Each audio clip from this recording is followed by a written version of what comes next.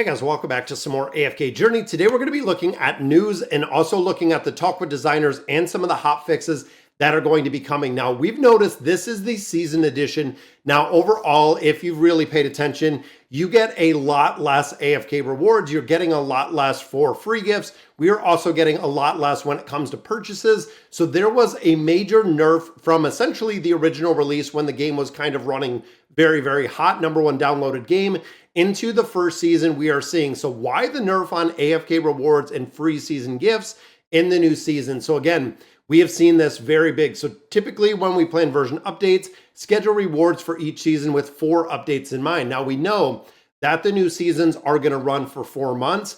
Now, one thing to keep in mind is when the season is completed, what do you actually keep and what do you get to keep? Because essentially a lot of players, I know, again, thinking of Dragonair, when the season was over, you lost pretty much a lot of stuff. There was actually a supplemental kind of gift that they gave you when you went out of the new season. So we decided to adjust the rewards for the season AFK stages, season legend trial, season corrupted creature, and battle drills to match those you received during the starter story. Now, again, this kind of needed to almost be backdated because if you're a free-to-play player, if you're not, putting a lot of time and effort into AFK Journey, it is going to be, and it has been incredibly difficult to make progression. And a lot of people said it feels like a very, very heavy grind. Moving forward, we've committed to maintaining this level of generosity into the new seasons, which of course there has to be a balance because the level of generosity means that less people will have to buy things within the game. Please be assured that these additional rewards are entirely new, won't affect the current ones that you receive from future events and activities, which is good. Sometimes they will add more content and essentially it will supplement essentially what is going on. So AFK season rewards, Diamonds 100, the invitation letters will be added to stage rewards. This is one of the big things they removed. If you notice really quickly, is summons within this game are incredibly difficult, and then they removed the invitation letters when we got into the season, again, making it very, very hard to get heroes and making it incredibly difficult to get heroes. Now, with that being said, it seems like they're just slowly rolling out with everything, even looking at Ulsa and looking at Soren, which we don't have availability yet. If you're starting to get, and a majority of players are starting to get a lot of heroes that are maxed out or built out a lot higher, and they're getting to the point where there's not a big need for summons because essentially the heroes are not coming as fast as we've seen in the past. Now, the corrupted creature, in addition, the season corrupted creature will now reward you with soul stones, which again we got on both the S level right there to obtain epic heroes. In addition, from the wishlist heroes, the rate up event has ended. Enhanced battle drills, which of course you can go through those battle drills. I really like the battle drills. Don't know why we haven't brought them back yet. Adjusted diamond rewards in small and medium chests, which again, there was a nerf across the board. If you guys didn't realize it, it was kind of crazy. Heroes specializing in dealing true damage like Marilee and Corinne aren't performing as effective. Now, this is a big thing right now. So we know in the regular game, Marilee and Corinne were doing incredibly well.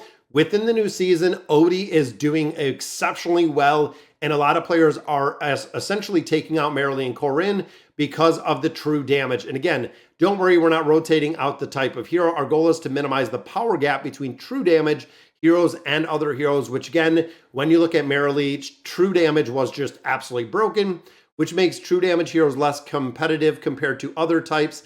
True damage heroes truly shine in endless mode. Heroes like Marilee and Corinne will remain top tier damage, which unfortunately they're not. Like I said, they're getting replaced by Odie.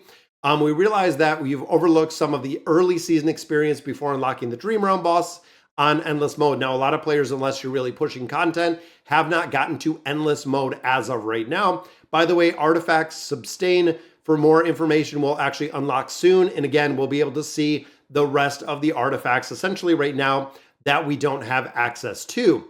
So what are the plans for the season? This is where, again, a lot of players where there's not going to be a ton of endgame content if they're just running kind of season. Essentially, you might have 1 or 2 of our world bosses, our global bosses, and essentially when the season ends, you're going to go back to the normal game, and then another season is going to run. Now, essentially, again, looking at other games very similar to this, the season end, you usually had like a week or 2 between seasons before another one would start, or I don't know if they're just going to run them literally season to season to season, we're going to have to see, because the current season will last about 4 months. Now, as of right now, I believe we're about a month into the season, maybe a little bit less. New content planned to release on a steady pace. A lot of players are already hitting that content wall where they don't have anywhere else to go or no more progression to make. Because again, in the regular game before the season, they max out a majority of their heroes, got a lot of them, to 3, 4, 5 stars. And now essentially they're just stuck at a cap where they can't make any more progression. That is what happened in the starter story. Again, a lot of players like D2 were just sitting at the very end. Mid or late stage of season, the Supreme Arena will set a baseline level to minimize the power gap between participants. Want to talk more about the upcoming changes and, of course, the new areas, making adjustments to the power gap. And again, depending on how you're really going and how fast that they're going through here. Now, they did give us a redemption code, which is right here. I don't believe this is one that I've actually used, but it is 10 invitation letters. So you can go ahead and use those with the Talk with Designers. Now, in addition, after we've seen this Talk with Designers, there was hotfix notes. So these actually came up as well. So this is the actual increase that we've seen from the notes and what is changing. So season noble path adjustment, again, this was nerfed, and it was really, really nerfed. When you even look at the regular season that a lot of people are still continuing and looking, or the regular gameplay, the regular noble path, and then looking at the season, there is a big disparity between the rewards that we're getting out of there. So right here, faction acorns, we're adding 28 acorns to each faction for free. Within the fun travelogue, 112 faction acorns, 140 for each faction. So again, for a total of 560 faction acorns, we're adding 400 A-level stones, which, as you know, or some of you might now know, when you get to Supreme Plus, there is actually a Paragon level when you get, I believe it's 20 or 25 copies of heroes past that Supreme Plus, which is kind of crazy. And then, of course, fixed a lot of bugs that we've seen in here. Supreme Arena with discrepancies, which I've seen that quite a bit, where I start the battle and essentially what it was showing me for the team's power is way off or way higher or way lower. Fixed the battle drills where the boss health was incorrect. Fixed issues with the Supreme Arena. And then, of course, quantities didn't refresh after purchasing. And again, we've seen that before. Season pop-ups would trigger multiple times. I've seen that with the purchases that we had, insufficient gold popping up. Red dot prompts. Now, this is something that literally has plagued AFK Arena. The red dot, the little exclamation point or the red dot that you see, that you have something to look at, would never disappear. And then, of course, changed a couple other things, some untranslated text. I've seen that quite a bit, especially when you go into the arena or different game modes where everything is still in Chinese in its entirety. So unfortunately, you cannot read what they're saying. But overall, guys, a lot of changes. And of course, like we have seen in the past, when it comes to Lilith, when it comes to the team, they listen to the feedback of all of us and really make hotfixes, make changes, makes optimizations to make the game run a lot smoother. So, all right, guys, so that is going to do it for today's video. Let me know in the comments what you guys think. And as always, thank you guys for watching.